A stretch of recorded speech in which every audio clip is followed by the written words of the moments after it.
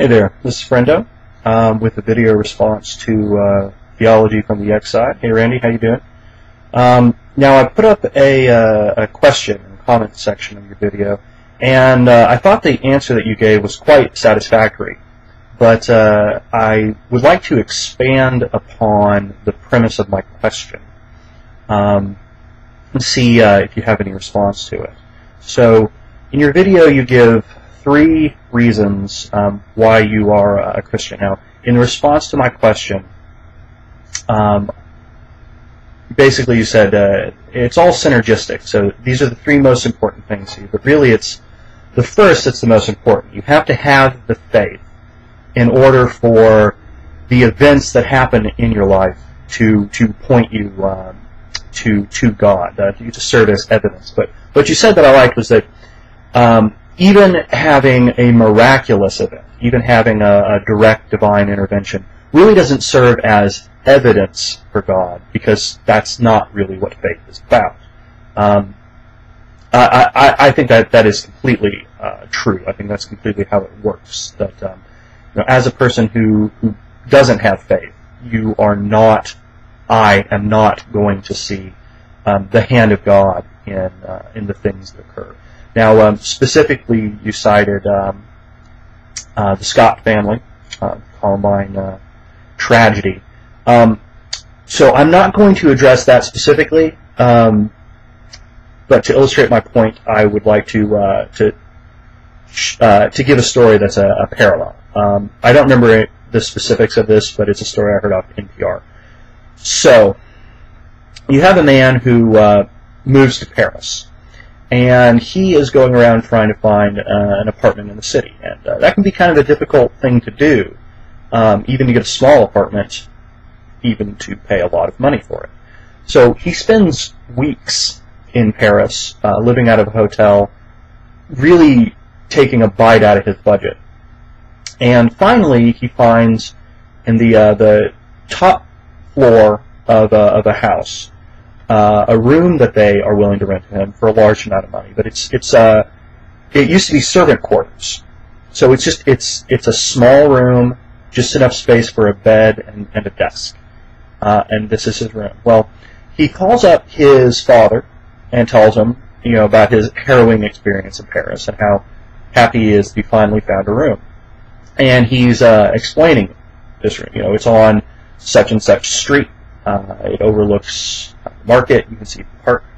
And his father stops and he interrupts, and his father starts describing the room to him, the block, the neighborhood, the details of the room itself, what the molding of the door looks like, the fact that the window can only go up halfway before it gets stuck.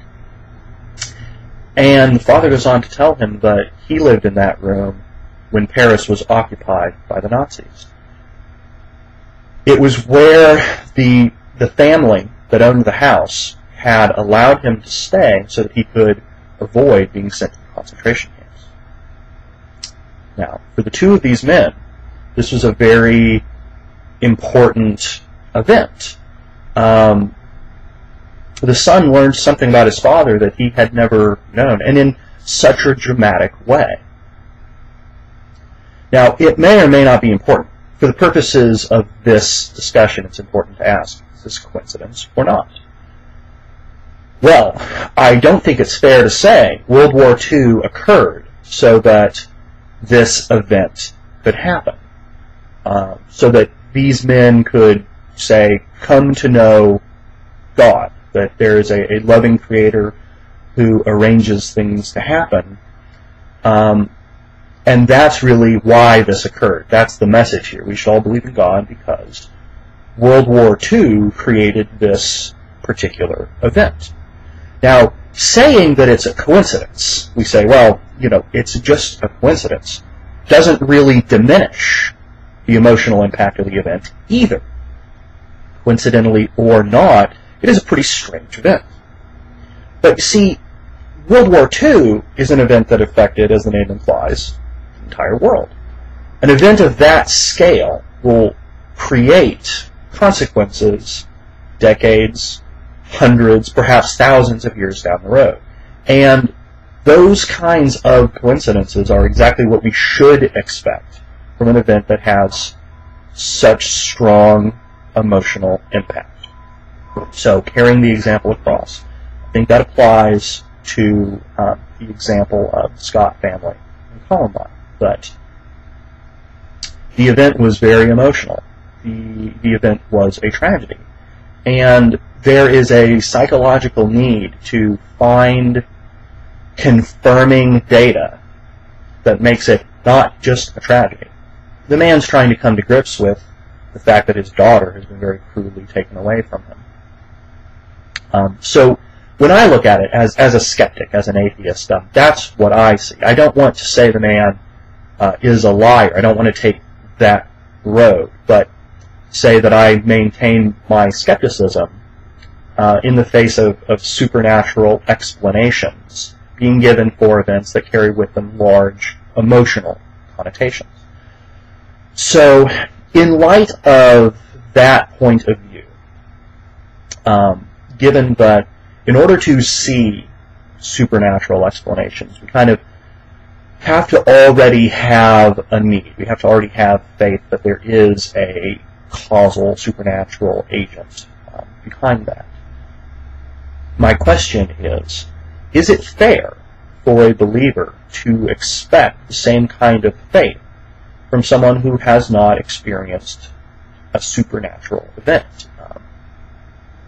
Whether it's, just in terms of saying, I was sitting around one day and I felt this presence, that kind of a story, to something a lot more dramatic, like the story that you told.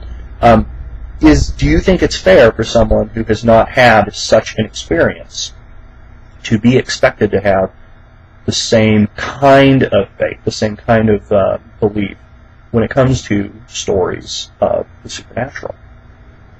Now, I see in your bio that you have a degree in philosophy, so you're probably more read up on the subject of empiricism from a philosophical standpoint than I am.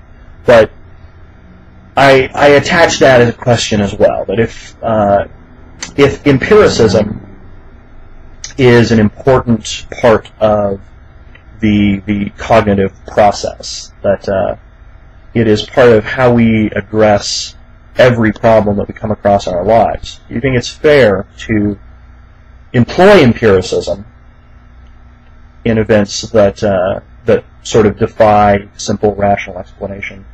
Do you think it's unfair to apply empiricism to such events, to say that, well, the supernatural may be, the way the evidence has been presented to me, the supernatural may be the most convenient way to explain this event, but I am going to apply the skeptical method. I'm going to apply an empiricist philosophy to try to get to the bottom of this over time. That kind of having to come up with an explanation that is emotionally sufficient at the moment without further investigation. Do you think that is fair? So I look forward to hearing any kind of response, and look forward to having similar conversations with you in the